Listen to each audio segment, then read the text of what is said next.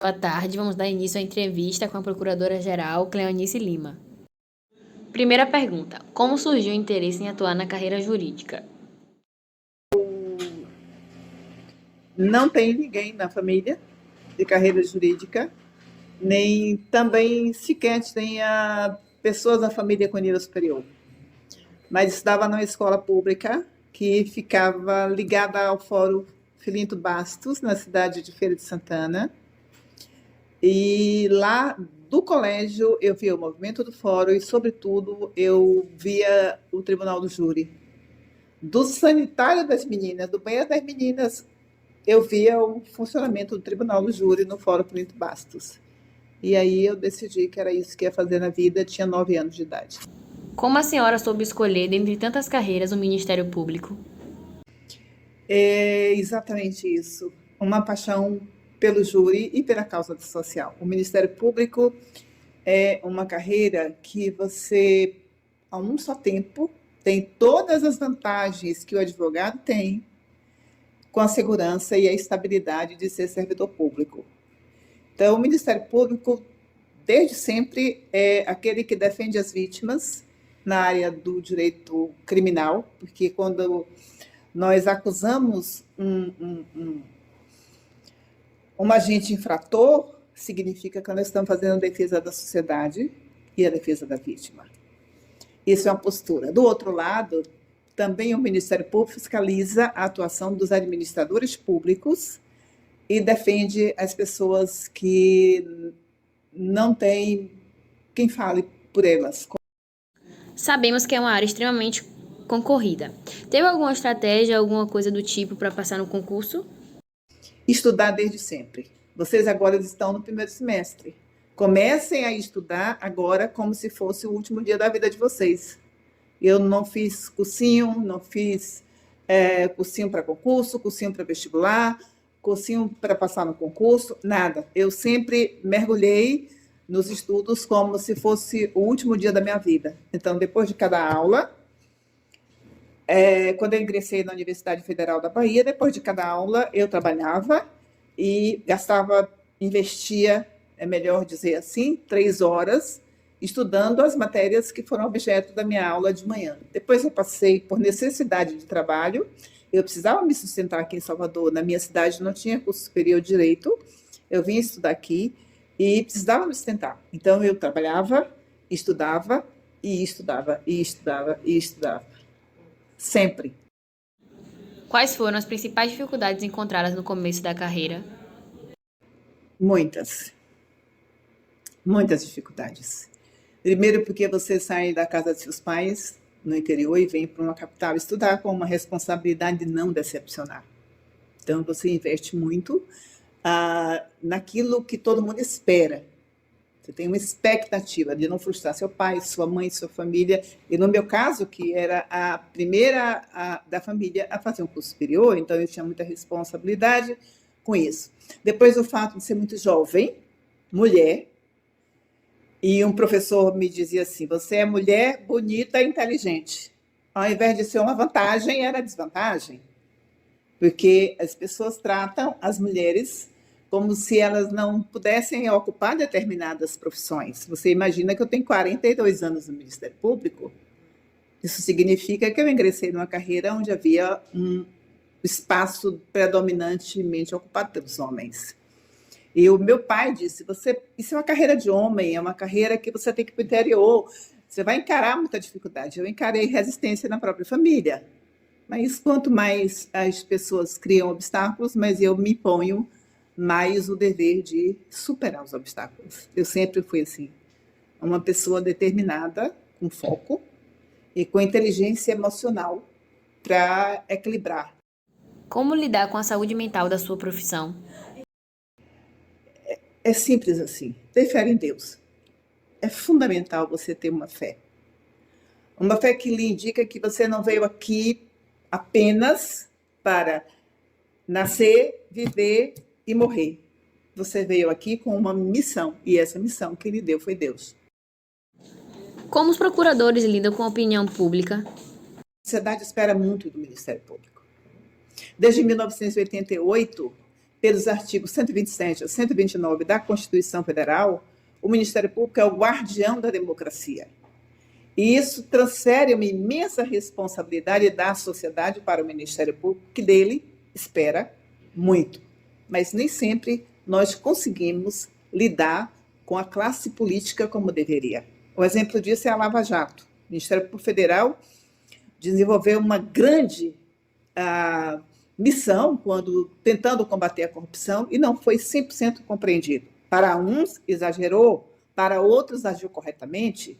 E nós temos, às vezes, a incompreensão das pessoas quando não alcançamos, por exemplo, combater adequadamente o tráfico de drogas, combater adequadamente, defender a educação, combater adequadamente a violência contra a criança, contra o velho, porque esse combate não é isolado do Ministério Público. É preciso que haja, por parte do Poder Executivo, aquilo que a gente repete sempre, uma vontade política, no sentido de desenvolver políticas públicas eficientes de prevenção. Então, o direito tem essa função. Em quais circunstâncias devemos acionar o Ministério Público? Sempre que houver violação a direito. Sempre, em qualquer circunstância. Sempre. Se houver um crime, se houver uma lesão ao direito à honra, à imagem. Nós temos o artigo 5º da Constituição Federal, com seus 78 incisos, que assegura o que a gente chama um bloco de direitos fundamentais. Esses 78 incisos não esgotam todos os direitos fundamentais, é que nós temos o dever de assegurar pela Constituição de 88. Há direitos que estão dispersos, como, por exemplo, todo o artigo 170 e seguinte, que fala de economia, de tributos, da ordem econômica, da ordem tributária, da distribuição dos poderes, do equilíbrio entre os poderes.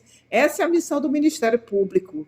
E toda vez que alguém se vir vítima de violação a qualquer direito, pode procurar o Ministério Público, inclusive pelo ambiente virtual, para fazer o que a gente chama de uma representação, até anônima. E nós temos o dever de cuidar. E se não pudermos resolver, o Ministério Público tem o dever de dizer quem pode resolver. Isso é fundamental. De que maneira o Ministério Público atua no inquérito policial? O inquérito policial, no modelo brasileiro, é responsabilidade da Polícia Civil. A Polícia de Investigação ou a polícia que é a polícia auxiliar do Poder Judiciário. Na Justiça Comum dos Estados, é a Polícia Civil. Na Justiça Federal, é a Polícia Federal. Nós temos duas instâncias de Poder Judiciário. Um Poder Judiciário dos Estados e do Distrito Federal e o Poder Judiciário da Justiça Federal, que tem a união no polo ativo ou passivo. Ora, quando instaurado o inquérito em razão de a ocorrência de um delito ou de uma representação ou de uma provocação mediante uma queixa, crime, o Ministério Público não é chamado.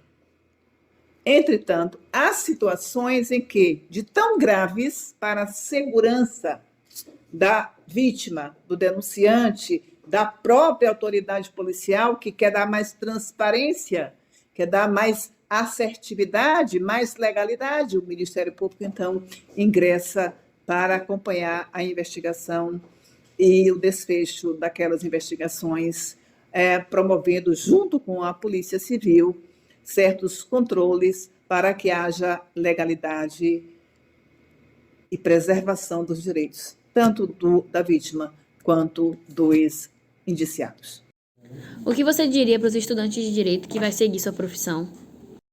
Ai, que coisa boa eu pudesse dizer. Escolha alguém para se espelhar. No meu caso, eu entrei na universidade e lá tinha um professor chamado Orlando Gomes. É um civilista, e o professor Orlando Gomes foi meu professor e me disse que eu estudasse só pequenas coisas, eu aprendesse. Ele disse exatamente isso. Para você aprender direito civil, você comece estudando o conceito, comece, por exemplo, o conceito de contrato, e aprofunde. Então, o conselho que ele me deu foi estudar. Não se importar muito com a questão de você não ter roupas, não ter sapatos, não ter a bolsa de grife, não ter dinheiro para fazer o lanche, não poder Pense que aquilo é uma travessia e que seu foco está bem distante. Então, meu projeto de curso é para 5 anos. 3 anos eu vou passar me preparando para o concurso ou vou me preparar para a OAB durante o meu curso. E meu projeto de vida é para 10 anos. Como a senhora está lidando com o exercício da sua profissão durante a pandemia? Eu sou uma pessoa de coragem. Eu só tenho 2 medos: castigo de Deus e febre de criança. Eu sempre digo isso. Porque criança não sabe falar e se está febre é sintoma, não é? De alguma doença. Então, eu fico muito preocupada quando vejo uma criança com febre. E castigo de Deus sempre. Eu tenho muito medo das consequências dos meus atos, porque eu me sinto responsável pelas consequências daquilo que eu escolho, daquilo que eu faço, de como eu ajo. Ainda que eu fosse materialista, ainda teria medo das consequências dos meus atos. Mas eu sou uma mulher de fé e eu encaro a pandemia como mais um obstáculo a ser superado. Nunca deixei de trabalhar desde 2020, sempre estive presente, sempre estive aqui, sempre cuidei de tudo que eu precisava cuidar. Fui ao mercado, fui à padaria, passei na praça, dirigi o carro, tudo que eu precisava fazer eu fiz. Claro, porque eu tive muitos cuidados. O que a senhora acha do ativismo judicial e a expansão do poder judiciário atualmente? É uma coisa terrível, né? O poder judiciário, por excelência, é um poder inerte. Ele precisa dizer o direito quando provocado. O advogado é essa personagem extraordinária que tem um mundo social da maior importância, indispensável à prestação jurisdicional, cuja principal atividade é provocar o Poder Judiciário para dizer o direito no caso concreto. E dizer o direito no caso concreto é não extrapolar do limite dos autos. Todo direito é posto na petição inicial e na defesa. E é sobre isso que o Poder Judiciário responde. Na hora que o Poder Judiciário avança na esfera do Legislativo ou do Executivo, provoca o desequilíbrio entre os poderes e, consequentemente, insufla uma coisa chamada desobediência civil. O inconformismo do cidadão com o ativismo judicial no Brasil é algo que precisa ser observado com muito cuidado por todos nós da esfera jurídica. Muito obrigada pela entrevista e até mais.